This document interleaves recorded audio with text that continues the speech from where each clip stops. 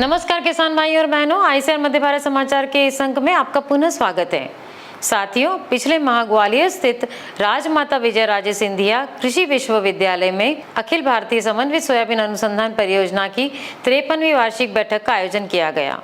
तो इस अंक में हम लाए हैं इस बैठक की मुख्य झलकियां। किसान भाइयों, सोयाबीन की खेती के समय पे विगत 3 वर्षों से हम आपके साथ साप्ताहिक सलाह साझा कर रहे हैं। तो इस खरीफ सीजन के लिए हम आपके लिए प्रथम अंक साप्ताहिक सलाह का लेकर आए हैं, किंतु उससे पहले हम देखते हैं इस सप्ताह के मुख्य समाचार। संस्थान के अनुसंधान सलाहकार समिति की 26वीं बैठक का हुआ आयोजन।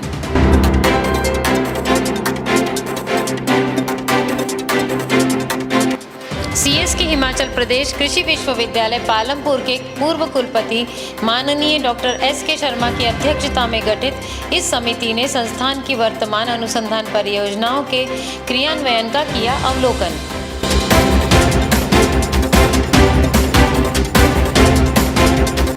अनुसंधान सलाहकार समिति के सम्मानित सदस्य केंद्रीय एकीकृत नाशीजीव प्रबंधन केंद्र नई दिल्ली के पूर्व निदेशक डॉक्टर ओपी शर्मा, राष्ट्रीय चावल अनुसंधान केंद्र कटक के पूर्व निदेशक डॉक्टर आत्या, institute of chemical technology Mumbai की खाद्य प्रौद्योगिकी विशेषज्ञ डॉक्टर रेखा सिंघल ने लिया भाग, जबकि परिषद के सहायक महानिदेशक डॉक्टर संजीव गुप्ता ने ऑनलाइन उपस्थित होकर दिए महत्वपूर्ण सुझाव। संस्थान के निदेशक डॉक्टर के.एच. सिंह ने प्रस्तुत की पिछले वर्ष की अनुसंधान उपलब्धियों की रिपोर्ट। बैठक में संस्थान के फसल सुधार विभाग की अध्यक्ष डॉक्टर अनिता रानी, फसल उत्पादन विभाग के अध्यक्ष डॉक्टर बीहू दुपारे, फसल संरक्षण विभाग के अध्यक्ष एवं आरएसी के सदस्य सचिव डॉक्टर महावीर शर्मा तथा एआईसीआरपीएस प्रभारी डॉक्टर संजय गुप्ता ने प्रस्तुत किया संबंधित विभागों की उपलब्धियों का विवरण। अनुसंधान सलाहकार समिति ने किया कस्तूरबा ग्राम इंदौर के कृषि विज्ञान केंद्र के प्रक्षेत्र द्वारा लगाए गए प्राकृतिक खेती पर परीक्षण तथा डेयरी यूनिट का भ्रमण।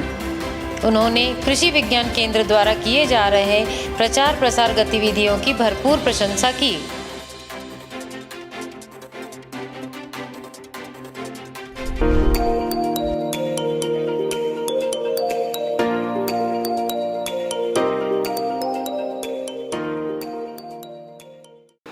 नमस्कार साथियों, वर्ष 2023 का खरीफ सीज़न प्रारंभ होने जा रहा है और इस सीज़न की प्रथम साप्ताहिक सलाह में मैं आपके साथ उपस्थित हूँ।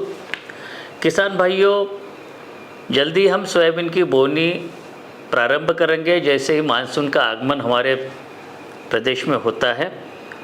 लेकिन साथियों, अनुसंधान जो कार्यक्रम किए गए उससे यह देखा गया है कि प्रायः जून महीने के दूसरे सप्ताह से जुलाई महीने के प्रथम सप्ताह तक का समय सोयाबीन की खेती में बोने के लिए सबसे उपयुक्त होता है।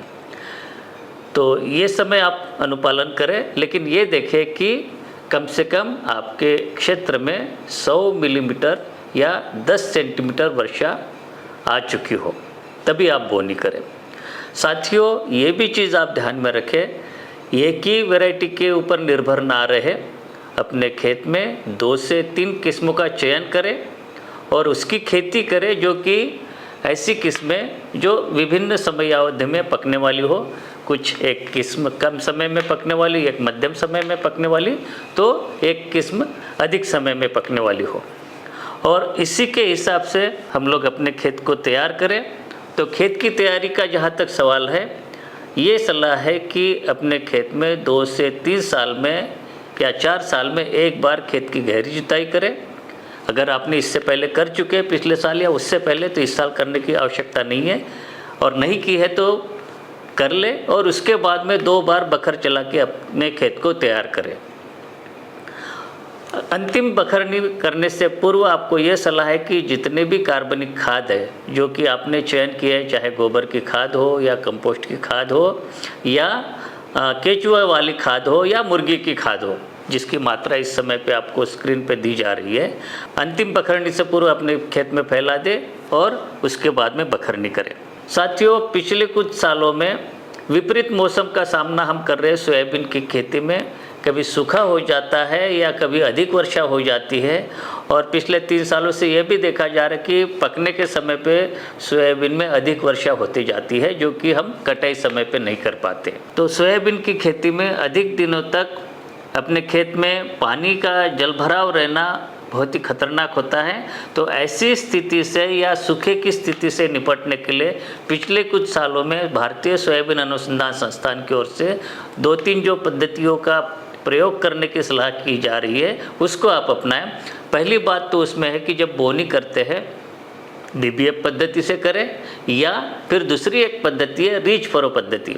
बीबीएफ पद्धति में क्या होता है कि एक निश्चित कतारों की बाद में नालियां बनते हुए जाती हैं, जिससे जैसे कि आप इस वीडियो में देख रहे हैं, या रीच फरो पद्धति में प्रत्येक जो कतार कूड़ मेड़ प्रणाली पे होती है, तो जो बीज की जो बोनी होगी मेड़ पे होगी। इसके साथ साथ एक और पद्धति हमने विकसित की है। हम ये बोलते हैं कि जैसे आप खेत की तैयारी करते हैं उस समय पे 10 मीटर के अंतराल पे सबसॉइलर नामक एक मशीन आती है, जो आप इस समय पे वीडियो में देख रहे हैं, उसको आप चलाएं। और उससे क्या होगा कि आपके जो मानसून की जो वर्षा है वो ज़मीन के अंदर अधिक दूर तक जाएगी, और सूखे की स्थिति में हमारी फसल को जो विपरीत प्रभाव पड़ता है उससे बचाएगी। साथियों, जैसे कि मैंने बताया कि 3-4 किस्में लगाए, अलग अलग समय में पकने वाली हो, और उसकी व्यवस्था आपको पहले से करनी पड़ेगी। और यही एक समय है कि उसका अंकुरण परीक्षण कर ले।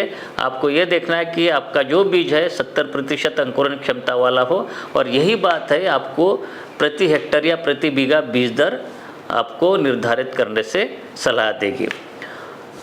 एक और काम आपको इस समय पे कर सकते हैं कि जो भी आवश्यक आदान है उसकी व्यवस्था पहले से ही कर ले। आदानों में चाहे गोबर की खाद हो, उर्वरकों का प्रयोग हो, या कीटनाशक या खरपतवार नाशक का प्रयोग हो। तो जहाँ तक उर्वरकों की बात है, इस समय पे आपको स्क्रीन पे जो विभिन्न उर्वरकों की कॉम्बिनेशन देखे जा रहे हैं, तो ये है कि 20-60-40-20 ये नाइट्रोजन, फास्फोरस, पोटाश और सल्फर की मात्रा आपको सोयाबीन की फसल में देनी है। और ये किस प्रकार से दिए जा सकते हैं, इसके कॉम्बिनेशन आपको स्क्रीन पे दिए जा रहे हैं।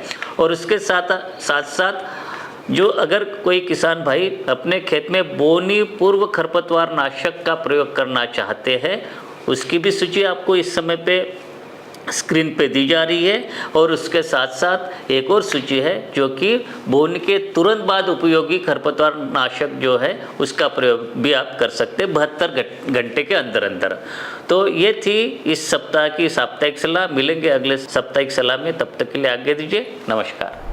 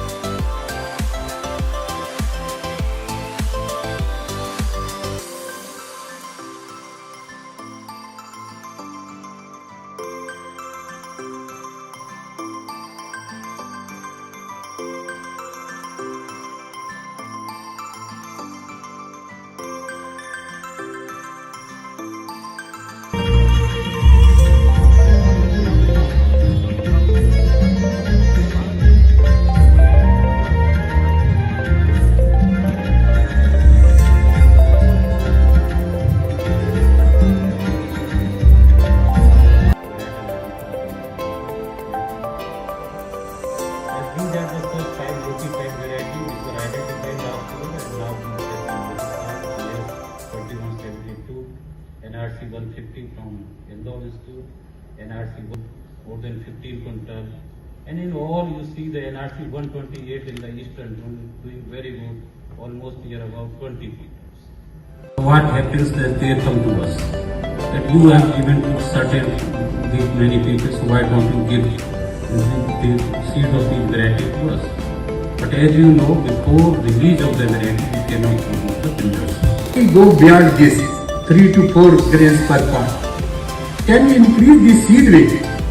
Is it possible to increase the seed weight from 20 to 30 grams? Then state which contributes for the area and production of soybean is Madhya Pradesh, and that's very important for all of us. That this crop, that should be the foremost target of all the breeders. We should develop our product profile in such a way that we should try to surpass this particular productivity barriers by utilizing all production and protection technologies in our field, and on the basis of best management practices, we request our Honorable Vice Chancellor Sir, Professor Arvind Shukla Sir, to kindly present a memento to the Dr. T.R. Sarma Sahab, Deputy Director General Crop Sciences, ICAR.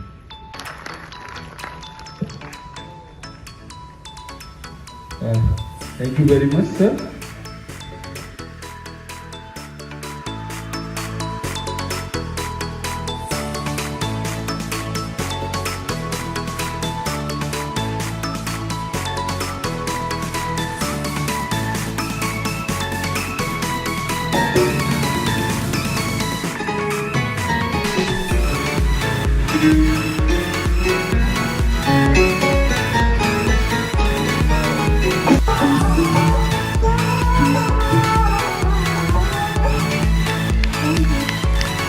बहुत ज़्यादा बहुत ही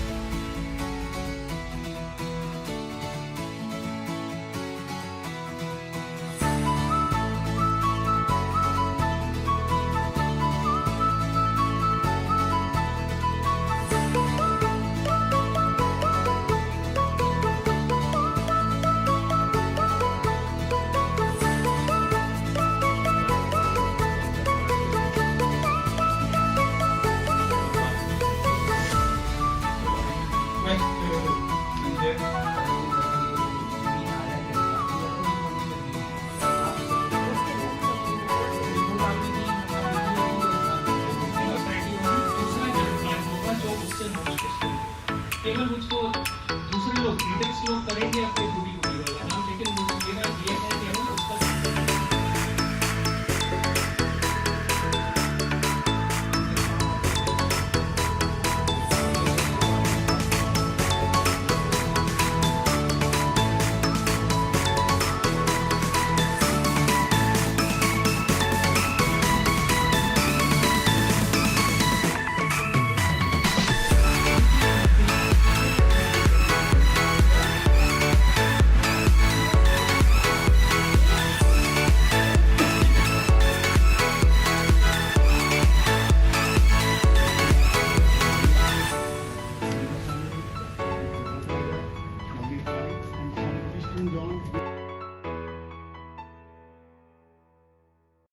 for FLDs and under organic farming also 325 FLDs.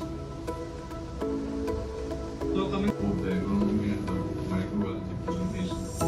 And in fact, it was only in the morning during the breakfast.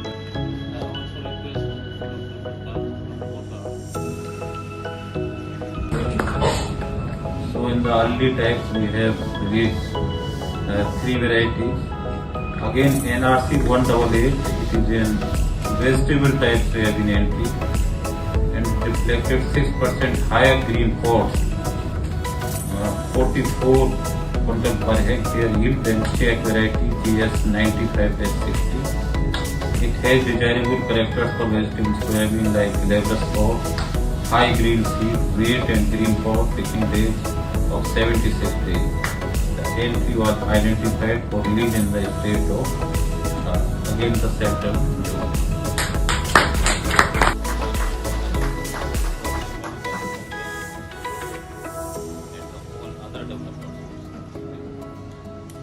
the effect of climate change. He also suggested to make efforts to popularize the soybean as a regular diet of Indians.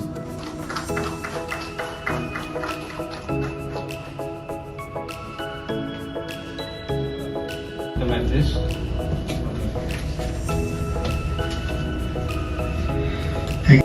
BSc from Punjab University, Chandigarh, and Masters and PhD from PAU, Ludhiana.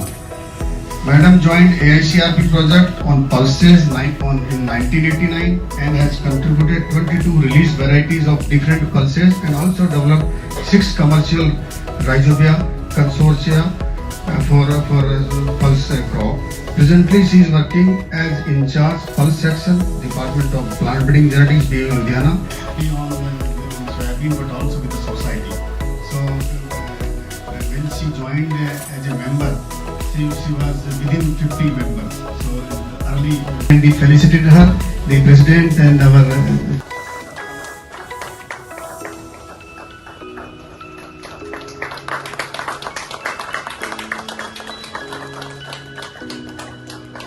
That is like PAU and ICR. Immediately after submitting my PhD thesis, I was selected as assistant microbiologist in pulses section in AICRP pulses project and will be completing 34 years in the same project at the time of my retirement in October 23.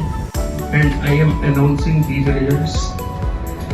So first of all, Dr. K. Singh, who is director of our institute, has been elected as president of our society.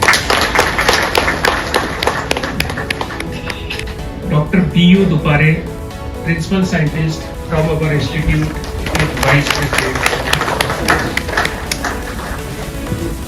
Like to brief about what we have done. We have taken over the charge of this EC in March 2020, and immediately after that the corona starts. So 2 years we were in corona period.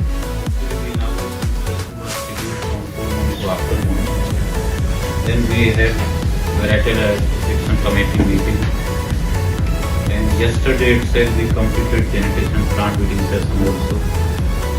And today in the morning we have agronomy session, microbiology, food technology, and transfer of technology session.